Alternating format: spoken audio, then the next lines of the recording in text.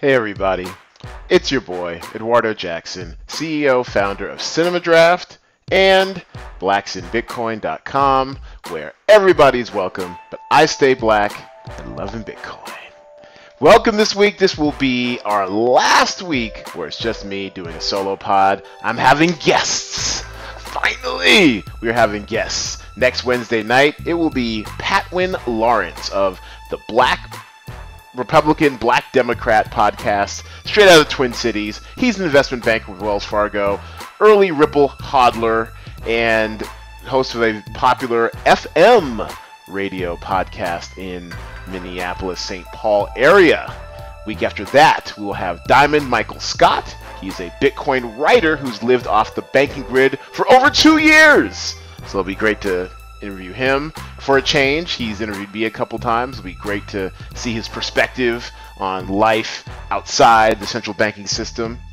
Also, we'll have Courtney Brown on the 31st. She's with the Columbia School of Journalism, who's working inside the belly of the beast at CNBC.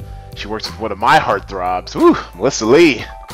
So there might be a few inappropriate questions on that podcast. And also Shanita Nicholas on, what day is that? I think the 4th, 5th? Anyway, the first Wednesday of February, I believe that's the 6th. She is an LA lawyer and entrepreneur with an Inglewood, California investment group looking to start their own hyper-local cryptocurrency. So stay with me, y'all. Guests are coming. Guests are coming. All right. So we have a saying here in Vegas. It extends to our division-leading Las Vegas Golden Knights, and who has the best home record in the NHL. The house always wins, and in this case, the blockchain always wins. If this will click, oh, there we go. Jamie Dimon. Jamie Dimon, the head of JP Morgan Chase, has finally bent the knee. He says he regrets calling Bitcoin a fraud and believes in blockchain, the technology behind it. Oh, I've been waiting for this day. I'm waiting for this day for so long. Shut up! No, it's true. He really finally bent the knee. And now, yes, we all know I have an axe to grind against Dimon and those of his ilk. If you read Too Big to Fail or kept up with the global recession of 2008, 2009, you'll know what role his banks and banks like his played a role in it. They were reckless with our money and our savings and our capital, and lost a ton of money and got bailed at 100 cents on the dollar. And actually, Bitcoin was born as a response to that. So it gives me great pleasure to see him finally capitulate. Just as recently as December, he was calling Bitcoin like a fraud or a Ponzi scheme that's not real. And look at him. Look, he says, the blockchain is real, he added in an interview. You can have crypto dollars and yen and stuff like that. He's a little bit dubious on ICOs, but he said the Bitcoin was always, to me, what the governments are going to feel about Bitcoin when it gets really big, and I just have a different opinion than other people. So he's got like a toe in or whatever, but honestly, JP Morgan has already been working in the blockchain and cryptocurrency space. So even as much as he was undermining them publicly, privately, they were getting them coins. So welcome, Jamie. Fatality. Welcome. Your hate has finally died. Welcome to the club. Yay! All right, so welcome home, Jamie. Welcome home, and good luck trying to manipulate this financial system. and of course, I'd be remiss without really rubbing it in. There's nothing that pleases my family more than being right. It's a character flaw. I don't care, but I'd like to say that Jamie Dimon's mentions the other day. Here's a live look into what they must have looked like. To quote Gretchen Wieners, the scion of Toaster Strudel Magnet from Mean Girls, you can't sit with us! Yes, so welcome home, Jamie, welcome home. Okay, so, now this is something I've been personally keeping an eye on. I know skeptics and haters alike have been looking at this askance, but today was the day, 6 a.m. Pacific time, when the BitConnect X ICO went live. And I can't tell you how excited I was for this. Little bits of information started leaking out just hours ahead of the of the ICO. And to be honest with you, it was the rumors and so were kind of crazy. And we finally were able to see a frequently asked questions page. It was a little demoralizing. Number one, the U.S. is locked out. Oh, hell no. No, hell yes. Nope. Nope. Nope. We can't get in. I mean, now look, people have said, "Oh, just use a VPN to get around it or whatever." And look, I won't even lie. I might have tried a few surreptitious means to try to get in that piece. But especially if you have so much as even a U.S. cell phone number, they're not letting you in that piece, and they demand a phone number upon signing up. So U.S. is locked out. I don't know. I don't know what to say about this. I guess publicly, I will have to say that I am asked out of this ICO. But let's actually go over what exactly BitConnect X is going to do anyways. Now, as rumored, it is an exchange. Not quite a decentralized exchange, but an exchange nonetheless, where it looks like they are taking Litecoin, Bitcoin.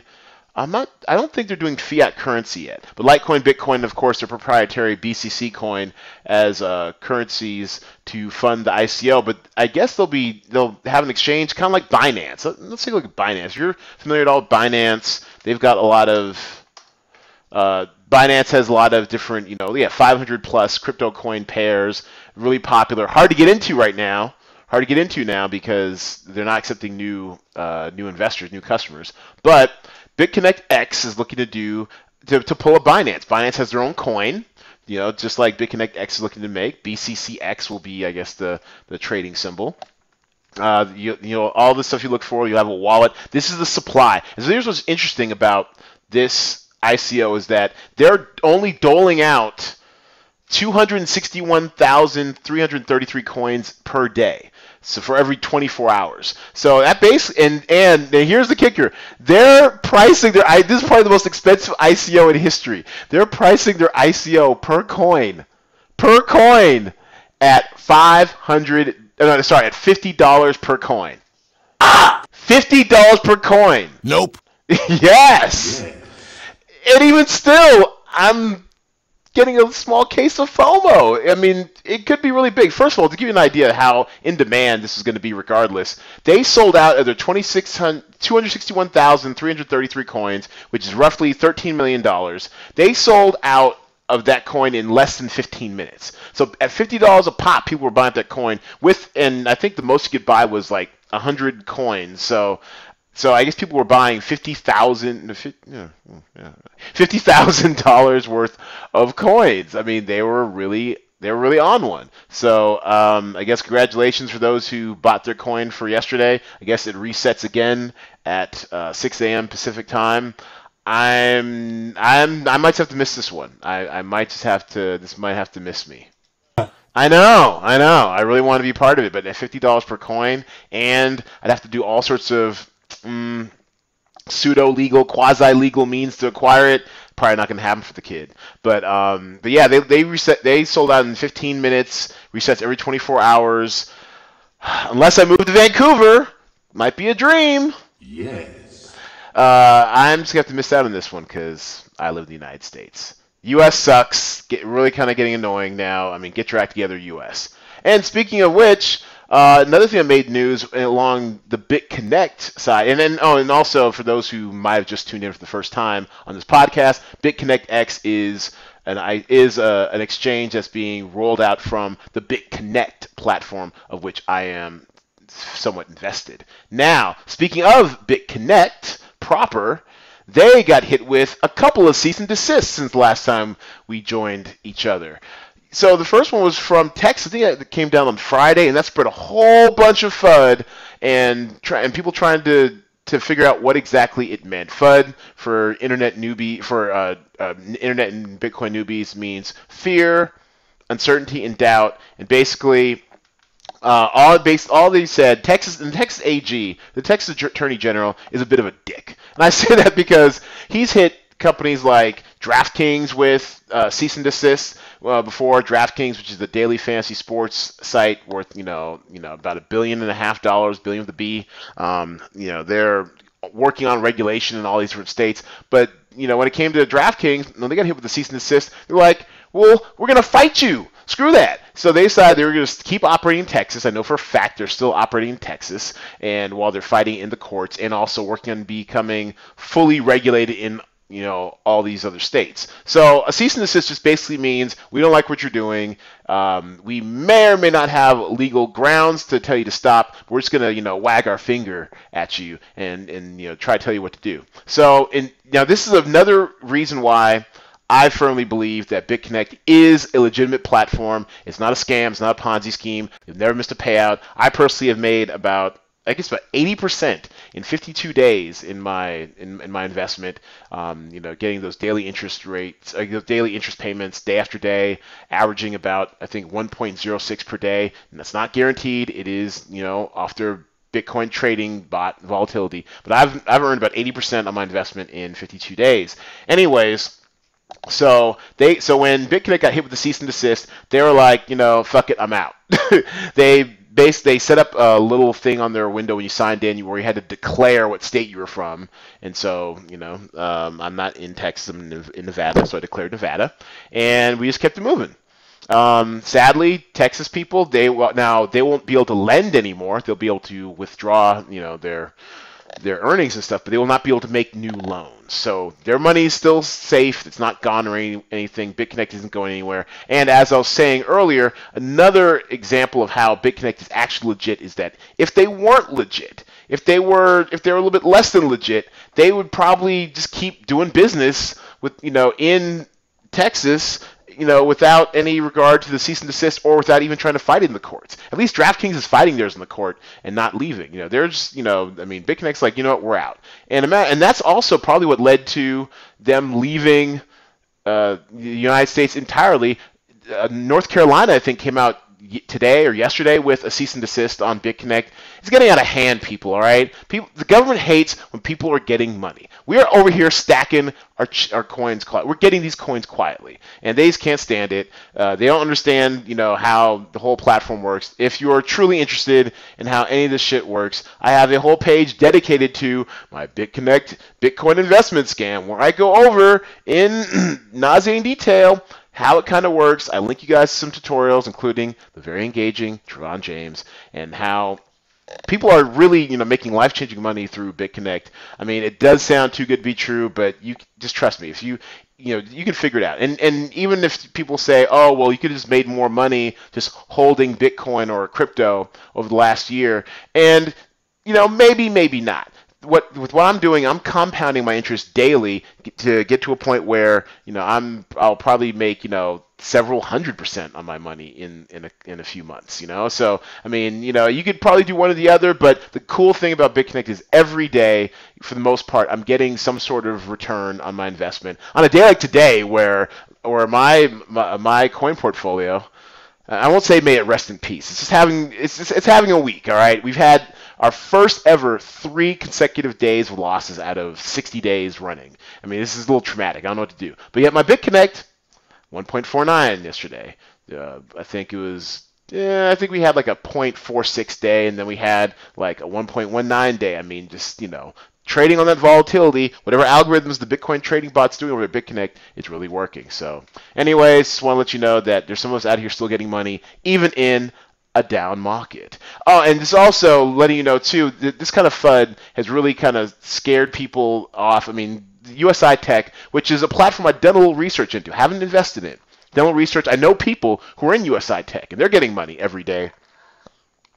It's kind of like a BitConnect, but instead of paying you out in their coin like BitConnect does, they pay you out in Bitcoin. So on some days or stretches, it could be more valuable than payouts from BitConnect. But anyways, USI Tech, they're out too. The cease and desist, spooked them from the North American market. They're out of the United States and Canada. So it just kind of really sucks to be, a crypto entrepreneur these days if you live in the United States. It just kind of does. I mean, I don't know. We're not at the point yet where I can move to the Cayman Islands or St. Kitts, Roger Ver style, but it's just something to think about if you're watching this from the United States, that the government is against the people having power and money. I don't know what to tell you. So, in honor of, now it's time for your favorite part, my favorite part. It is time for the Trevon James honorary coin count. where I kept my coins and you kept your coins. We all get rich together. That's right. And in honor of Trevon, I've got a signature style of music playing in the background. He likes having some classical airy music as we go attend to the markets. Yes. So it's been a brutal week. Like I said, our first 3 consecutive losing days in our coin portfolio. I won't lie, I'm a little traumatized, y'all. I don't know what to do with myself. But we'll make it. We'll make it together. It's all good. So first of all, let's take a look at Bitcoin proper. Overall, we're still doing okay on our coin portfolio. I mean, like, don't cry for me. Overall, it looks like we are at one point we more than doubled our money. It was pretty inspiring. I won't lie. Maybe it was last week we reached the point where we doubled our money. I was very excited. Now we're down to about 91% ROI in about 52 days. So, I mean, beats a freaking savings account. Beats a CD, beats the S&P for crying out loud, I'm pretty sure. Anyways, alright, so Bitcoin, it's had a week. Basically, a lot of stuff coming out of Bitcoin. So, one thing to keep aware with the price of Bitcoin, it has dropped a lot, partially because the South Korean exchanges have been wiped out of CoinMarketCap. They were consistently about $5,000 to $7,000 more than other exchanges. It was inflating the average and throwing it out of whack. And also, I'd heard rumors that South Korean investors were forced to buy at these inflated prices. It's kind of sad. So basically, CoinMarketCap and all the other I guess coin counters. What do you call it? Market watchers decided to take South Korea off the map. And I think that was about here. So then you saw like a big drop in the price of Bitcoin for all these markets. And then that kind of spooked sentiment or whatever. People started selling.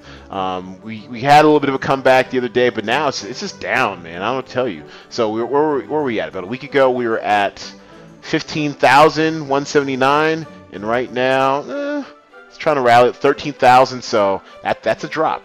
That is a bit of a drop. What else are we hodling? We are hodling Ripple. RIP pull. Yeah. Interesting what's been going on here. Ripple has made a nosedive. I'm not sure we can call it a correction because it's just not, the bleeding won't stop.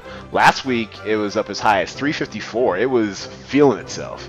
As high as 384. My God. How the mighty have fallen. And now it has just gone down, down, down. Look at this plunge here. What's that, a Wednesday? January 8th? Ooh, look at that plunge on Monday. And it's never recovered. So there was, so I think there might have been some FUD out there about Ripple. But either way, it just seems like, what started off as a correction led to a stampede. And all the Ripple haters are out there licking their chops. Just so glad it's fallen. I personally don't really care. I got in at Ripple at 23 cents on the advice of next week's guest, Pat Wynn Lawrence.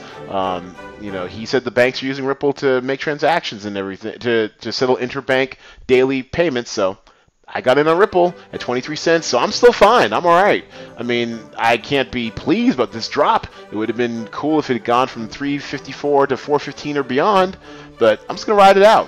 That's why, this is why when you invest in a coin, it is important to understand what the coin does and to believe in the use case for that coin, because it will get you through these tough times right here. I mean, you could say that, oh, we lost all this money from 354. Well, you can't lose if you never sell. I didn't really have it because I didn't sell it, and so I'm still up anyways from 23 cents. So I'm still loving life. Now, it messed up my ROI to date. I've had like nice big spikes off of Ripple earlier in the week. But you know what? We'll be all right, because long term, I believe Ripple is going to be the gateway for these dinosaur banks trying to stay in the game. And they're going to keep buying Ripple to try to stay relevant when it comes to cryptocurrency. All right? Another coin we're holding is Dash. Dash, Dash, Dash. Where did we get in on Dash? Dash we got in at 449. So even though, once again, I mean, all these have had, I mean, look at this. Look at the 7 days of these. They're all in the red. All in the red. Except for ETH, and we'll talk about ETH in a minute. Dash is down to $1,005. It's also had a wild ride. I believe in Dash. To me, I think it is actually one of the best privacy coins out there because what they're doing on the interface with the wallet is going to be excellent. It's going to be great. So I believe in Dash. What else we have? ETH. We also hold Ethereum. Ethereum is actually up 24%. That's good for Ethereum. We got some ETH at. Where we get ETH at? Like 500. Let me go see what we got into ETH at 357 a coin and bought a little bit more at 468. So all this is still good for us. Bad look at our portfolio today, you know, because it's been up and down, but over the last 7 days it's appreciated almost by a quarter. That's appreciation, Holmes. Litecoin, we love some Litecoin, 230. It's also had a hell of a week, down 2.65%. But once again, we're still up overall on Litecoin. What else? Oh, BAT. Actually, before we go to BAT, let's look at Monero. Monero also down about 10%. Monero, 366. It reached heights as high as 470. Let's take a look at this 7-day chart real quick. Its 7-day was also similarly wild. It went up as high, and look at this. Look at this little tippy top. We were almost at 500, y'all, and it's gone all the way down to 366. It's just been a full cryptocurrency pullback. I mean, I don't know how else more to explain it. We reached a market cap for all cryptocurrencies at over 800 billion at one point, and then now it's pulled back to under 700 billion, 654 billion as of taping Wednesday night, the 10th. BAT, let's take a look at BAT. That's when we got in at 19 cents, I believe. No, we got in earlier. I think we got in BAT at 16 cents. Yeah, 16 cents. 70 cents. It's had a hell of a week as well, but you know what? We're still riding high with it. We're still making profit overall. And BAT, I think we'll see a lot more movement on BAT eventually. I think Q2 of this year, which is when I think that the Brave network is going to roll out its browser to compete with Google. And BAT also, once again, they're trying to redo online internet advertising so that we, the content creators who are constantly putting up our social media posts and our blogs and all sorts of other stuff, that we can participate more directly in those funds. Let's see. What else are we hodling? We are hodling Storage. So, Storage, I love y'all. I wish I could run your node correctly. I mean, they're down a grip. They also reached some pretty high highs at one point, and then 270, 285. I think it crossed $3 at one point, did it? Yeah, 297. Looked like it peaked at 297, and then it kind of went down from there. Anyway, Storage. It's been really Dow Jones. It's been a real roller coaster for Storage. Storage, that's a decentralized Dropbox type thing. You know, basically storing files decentralized on different people's computers. That's a real hot thing right now. Filecoin, a Johnny-come-lately, they burst on the scene with a $257 million ICO this past summer, and it's basically doing what Storage has been doing for like the last 3 or 4 years. So, biters. Anyway, Storage. I really wish I could run my Storage node. It is overly complex for newbies. I might get it figured out over the next week, but because I want to earn extra storage for renting out space on my hard drive. That'd be awesome, but right now I can't. So right now I just hodl. Our coin count. What else is left?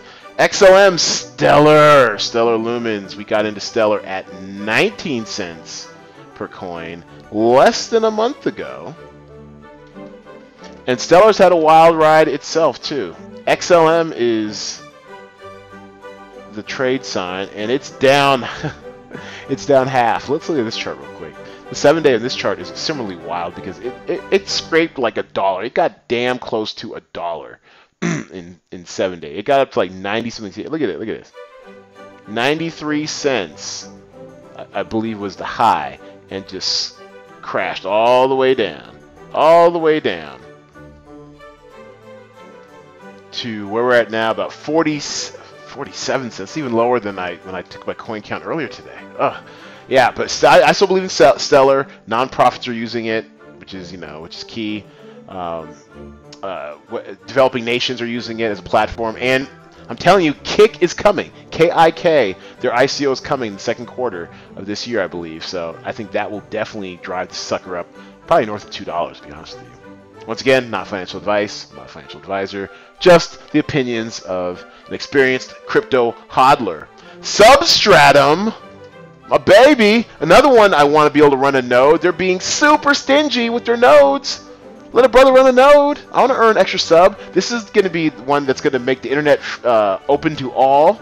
You'll be able to put a layer on the internet and be able to just kind of surf, almost like your address list. People in Iran and Russia and China, places where IPs are blocking, sites and content. You'll be able to get onto Substratum, turn on your Substratum interface, and be able to go wherever you want. And this also will be really good against net neutrality too, for net neutrality, which is under attack here in the United States.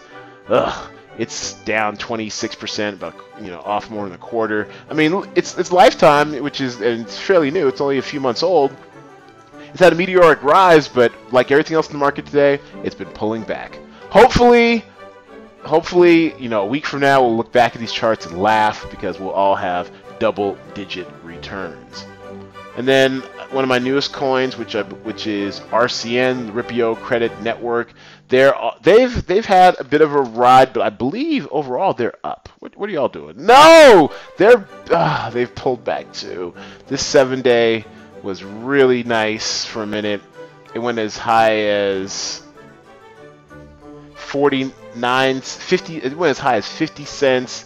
It was awesome, and now it's had a correction tonight. It's down to about 39, 38 cents. We got in at 38 cents, so we're back where we started. It's been a fun ride though. This is another one where as they roll out their system, and they're also they're doing peer-to-peer lending. So you don't have to go to a bank to basically kind of like a lending club, a blockchain lending club for cryptocurrency. So I believe in them also. We'll be hodling it for a while. And when it comes to Bloom token, which is only being traded on two exchanges, one of which is Radar Relay. And when I last checked, today it was at $1.64. We got in on the ICO at $1.26 in ETH, and right now, MetaMask. It looks like the last trade was 0.00127999 ETH. Let's do the math. Times what was ETH trading at? 1,005. So it's down to 129. So we're almost back to where we started. It's just a terrible day in crypto, and that's fine. All right, it can't be rosy, every single day. Like I said, we had our first, 3-day losing streak this week.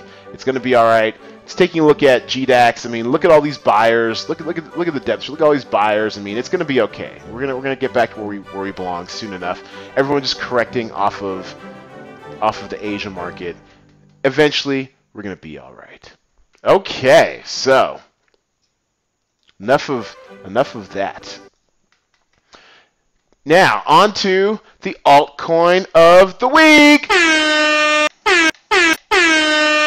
Yes, altcoin of the week, and this week we are covering. What are we? Oh, Tron. Let's get our Tron on. Not the movie, but. This is the wrong one. We're looking for. There we go, Tron. There we go. A lot of hype about Tron. Actually, let's start off with the coin market cap of Tron. This one kind of shot up out of nowhere.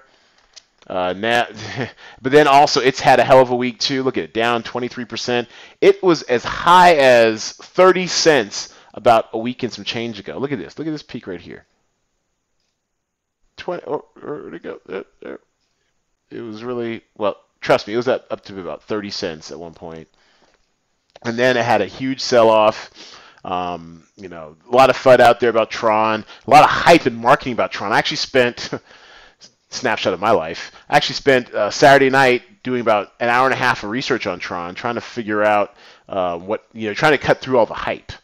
Yeah, that's what it is.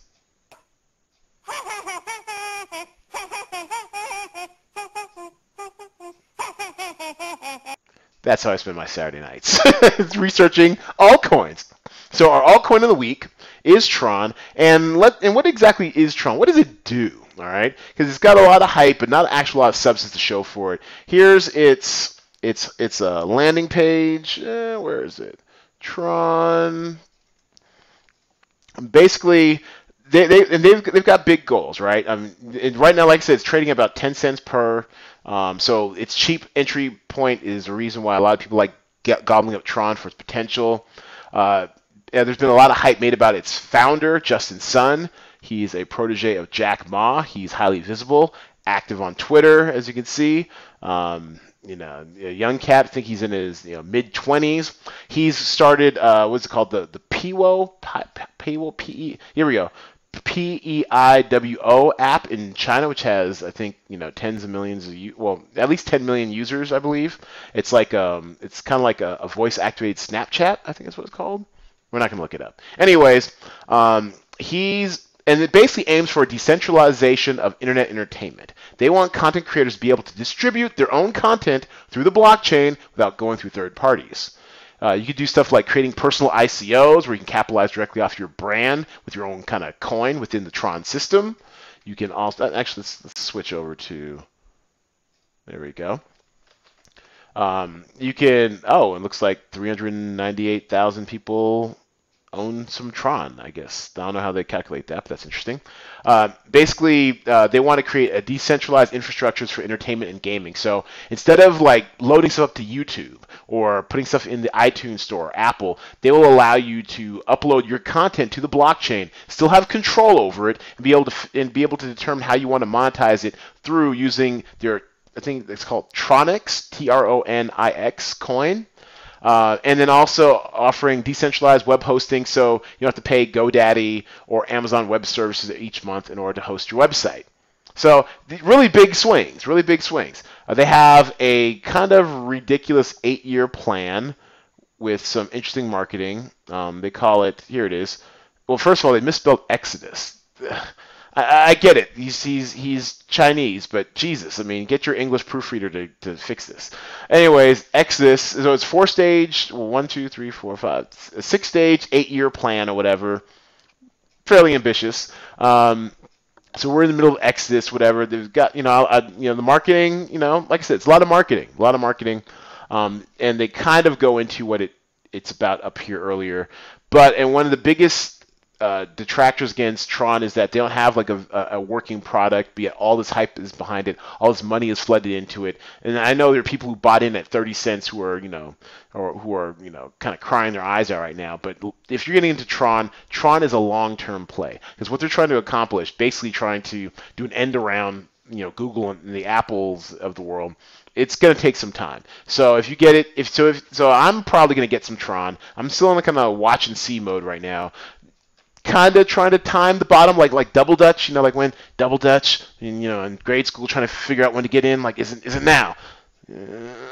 Is it now? You don't want to get like smacked in the face with like the ropes. But anyways, it's I'm kind of watching a little bit. I mean, I don't know if it'll get as lower than its current 10 cents or whatever. I mean, it's pretty damn low. It's 10 cents and change. Yeah, almost about 11 cents. But I'm just kind of waiting. I'm gonna watch it for a couple weeks, and I might get into it myself. Add it to the coin count. But I like where it's headed. I think it's got good bones. He's also making partnerships with publicly traded Chinese companies. That's pretty big. As well as I think he opened up an office in San Francisco. He actually posted a copy of the lease. Wow, this guy tweets a lot. I like his style. Well, anyways, he posted on Twitter a copy of the lease of an office they're opening up in San Francisco. So it's going to be in Silicon Valley, rubbing elbows with all those types, all that VC money out there. So, yeah, you could do worse with Tron. And if you really want to get a nice snapshot of Tron, I highly suggest, and I'll leave this in the links below, Ready Set Crypto's 5.5 minute description on the 5 reasons to buy Tron. Really good. It really gives a good overview of what it actually does. And they mentioned that they're actually trying out Tron or some of the applications in Tron on the Piwo app in China. So he actually does kind of have a working prototype. And now, honestly, as a startup founder, a tech startup founder, I mean, you want to have a working prototype. It's very important. So it gives me a little more faith in Tron. You might want to check it out. Like I said, we'll watch for now, but eventually I'm probably going to get me some Tron. Light cycle not included. Okay, ICO, did you know? Somehow I got on the wrong list somewhere, or I have I get all these emails, whatever, to invest in ICOs. I don't know how I got on this list, but I'm on it. Anyways, in the interest of entertaining you all, I'm going to share with you an ICO I've been taking a look at this week, and we'll set up a poll on Twitter, and we'll vote on whether you think we should invest in this ICO. Last week's ICO, did you know? Actually, we were actually talking about BitConnect for the most part, and the results from that one. The podcast poll is: do you think you'll invest in BitConnect X? Actually, the podcast poll is over BitConnect X, and the results are in. It is. Can we see the results? They're not going to show us the results. Okay. Well, anyway, the results were 57% were for, and 50s. Wow, they really aren't going to show us the results. That sucks. All right. Anyways, 57% were for BitConnect X versus 43% against. So. I wonder. That was then, mind you, our poll ended before it went live on the 6th, and the whole $50 word got out. So I wonder if those same people are still investing in BitConnect X. And now I guess I might be a slight no. I mean, I wonder how many of those people were from the United States also, because that will kind of suck. All right. Anyways, this week's ICO, did you know, is Telegram. Woo-wee! Now, Telegram, for those of you all who aren't familiar, Telegram it's a messaging company founded by Pavel Durov. He's another one of those Russian whiz kids. He's made like the Facebook version the Russian version of Facebook called VK. The Russian, I wouldn't say mafia or whatever, but basically Putin-linked cronies kind of forced him out of his own creation. So he's kind of like, he wanted to create something new that he would own, most of, and that was kind of Telegram. It's a messaging app which is used by 180 million users worldwide. They're adding 500,000 new users a day. It's extremely popular in the cryptocurrency space because that's it's almost kind of like an encrypted worldwide version of Slack. It reminds me a little bit of Slack, where people can just kind of type in like instant message style in a big form, and that's how a lot of these cryptocurrencies and ICOs are handling their business on PR, customer support, things like that. Well, Telegram's extremely popular. You see it on all these pages for these ICOs, and they're gonna make some money off it. It's a free to use platform for now, and basically they're looking to create a multi-billion-dollar ICO for it.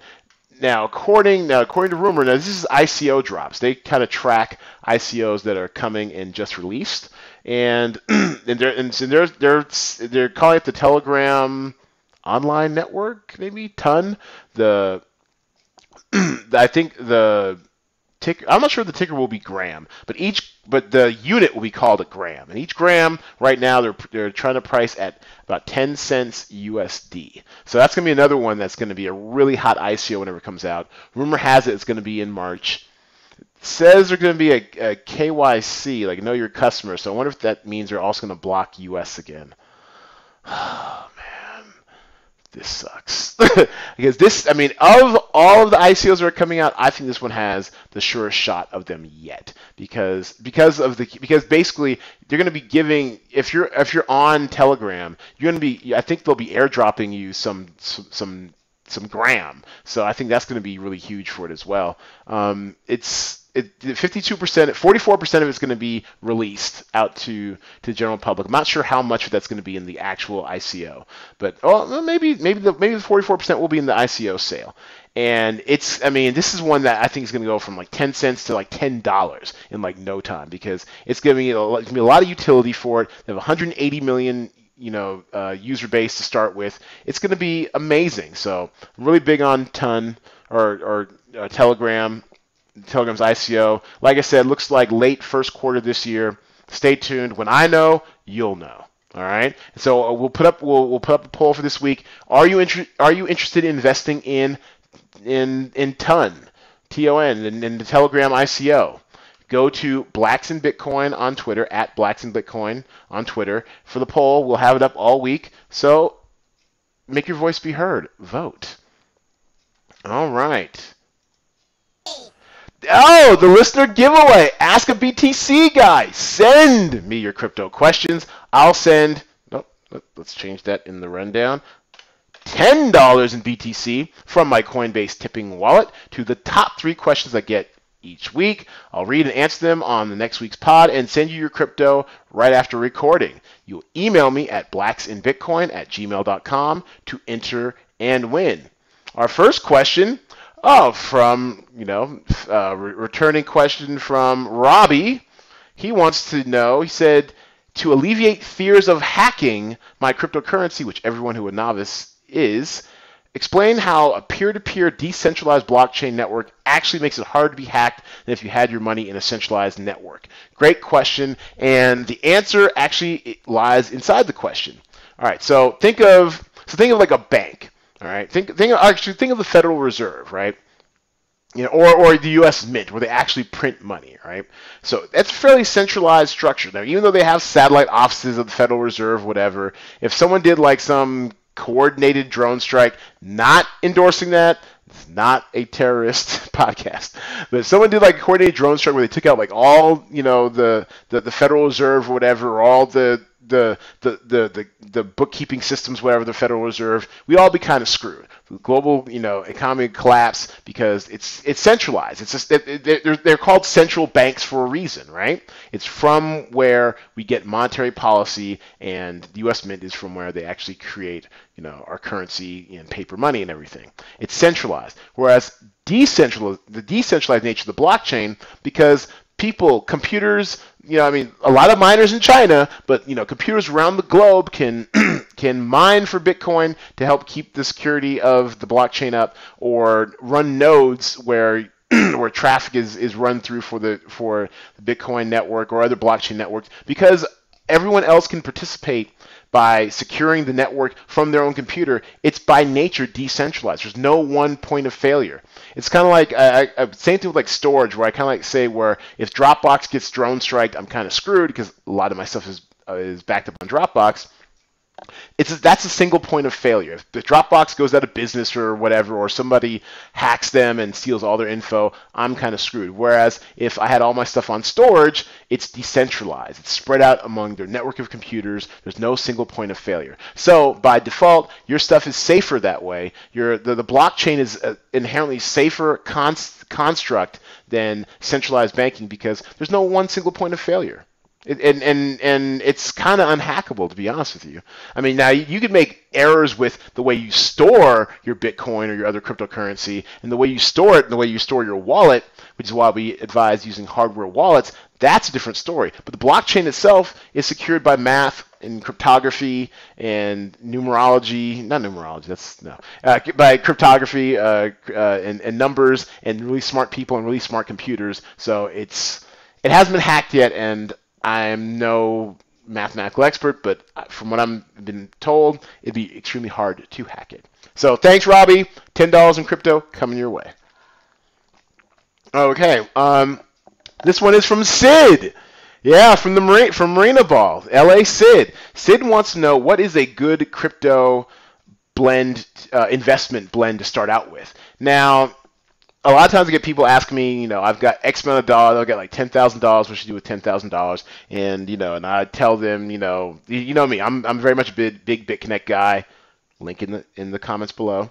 And I always say put half in BitConnect, the other half, break it up. Now, so let's concentrate on the other half. Let's say Sid, is working with limited dollars or doesn't, doesn't know about or believe in the BitConnect program yet. That's fine. If you just want to do straight crypto, I would say I would follow Bitcoin dominance which is falling by the day, it seems like. And what I mean by Bitcoin dominance, I mean by the amount of the cryptocurrency marketplace Bitcoin occupies. Look at it. Bitcoin dominant, it's actually up a little bit. Right now it's at 34.7%. It's just under 35%. Got as low as 33% recently. Wow, that's really low. 34.66%. Is this the lowest ever? 38, 39. It's pretty low. Historically, all time, it's always been north of 90, 80% or whatever. Now it's getting pretty low as altcoins are rising, and actually as Ethereum, which is another great coin to hold, has made it so much easier for people to create new altcoins and solve different problems. So I would say follow Bitcoin dominance. So let's say you had let's say you had $1,000, right? I would put through, what is it today? I would go back, I guess, essentially 3,500 into Bitcoin. I would take, no, sorry, I was thinking about 10,000. Sorry, let's say you had $1,000. I'd put 350 in Bitcoin. I'd put maybe another, another maybe 250 in Ethereum. So now we're up to what? I'm bad at math, so I'm actually going to use a calculator for this. So sad, I know. 350 in Bitcoin, maybe another 250 in Ethereum, and then I'd probably do another 250 in Litecoin, and then your remaining 150 in Ripple. Only because Ripple is probably going to rebound. Or if not Ripple, another altcoin you really believe in. What's another good altcoin I believe in? I like Dash. Dash is hot. And I mean, it's been a little Dow Jones, but Dash is good. But sometimes you just want to have a lot of a little, right? So that's why Ripple makes sense. You just want to have 100 Ripple or something. I mean, well, yeah, $1.65, why not? Get 100 Ripple, $165, whatever ish, somewhere around there. So that's what I advise.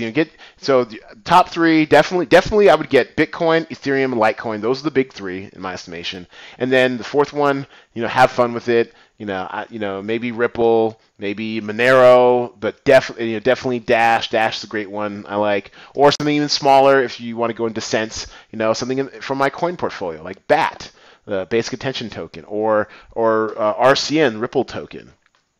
Or if you really want to go on a lion hunt, get you some Bloom, trading it right now at about $1.64. You'd have to get a My Ethereum wallet and go that way, but still possible. All right.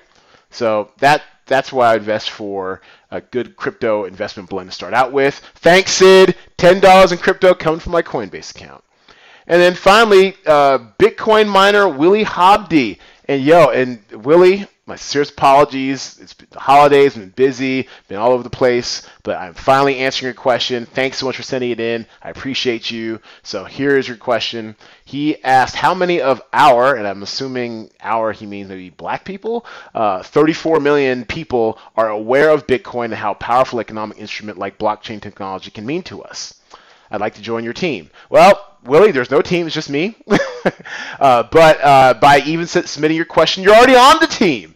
Anyone who supports this podcast through watching, spreading the word, interacting, hitting me up on social media, or even supporting me through the referral links, I really appreciate it. And we're all on the same team. All of you guys, all of us, white, black, or other, are blacks in Bitcoin as far as I'm concerned. I appreciate the support, and just keep interacting with us through all those different media, email, spread the crypto gospel. That's how you are on the team, Willie. So, and as far as how many African Americans I think who are actually aware, I will say this: I'm part of the Black People in Cryptocurrency group on Facebook. It's growing by the day. They're probably adding like 200 new people a day. It's bananas. Well over 7,500 people at this point, I think. So I think the awareness is growing. It's kind of hard to escape crypto in general in the public. So I think awareness is pretty high. But as far as people who are doing actionable activity on this knowledge, who are actually getting a cryptocurrency account on Gemini Exchange or Coinbase, or whatever, I still think the penetration is a little bit less than in other sectors, maybe, possibly. Although, I mean, to be honest with you, I haven't done anything, even scientific or even anecdotal.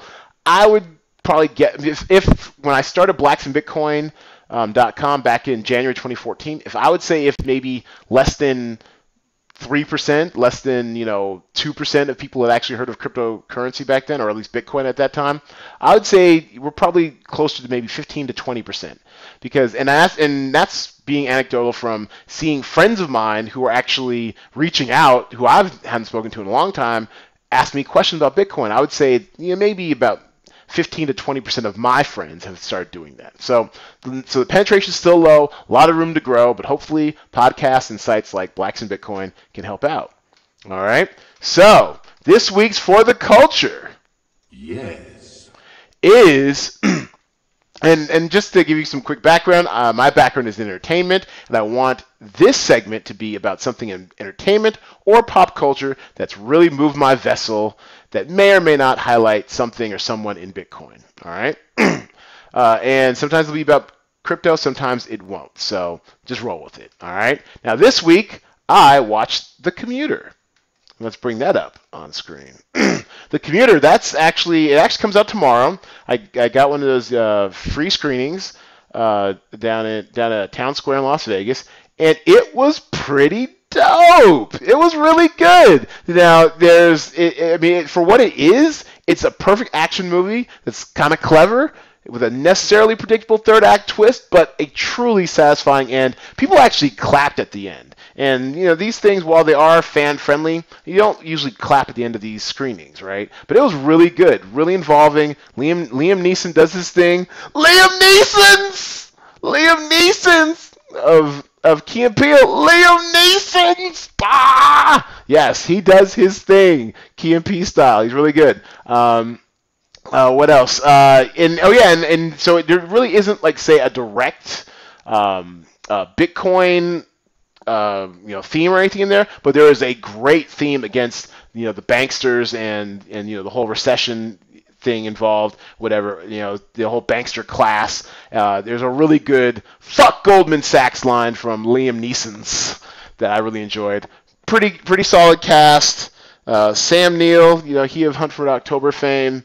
Liam Neeson, I won't give away too much. But basically, he's like, middle class guy. He's 60, and trust me, if I had $1 every time he says I'm 60, I'd almost have enough for a full Bitcoin. All right, this is definitely his last action movie. He said after this he's done, and yeah, in this movie he's always talking about how he's 60. He's got a kid going off to college, financially strapped or whatever. He loses his job, and he gets on this commuter train with this interesting woman, crazy chick, and as you've seen from the trailer, she kind of sets things in motion by kind of making him an offer he can't refuse, and it just gets really, really out of control. A lot of, it's a really good thriller, fast-paced, and in parlance from my days as the Real Deal movie reviews with a Z from the street, for reals. I highly recommend it. Okay, so my weekly prediction. Fuck.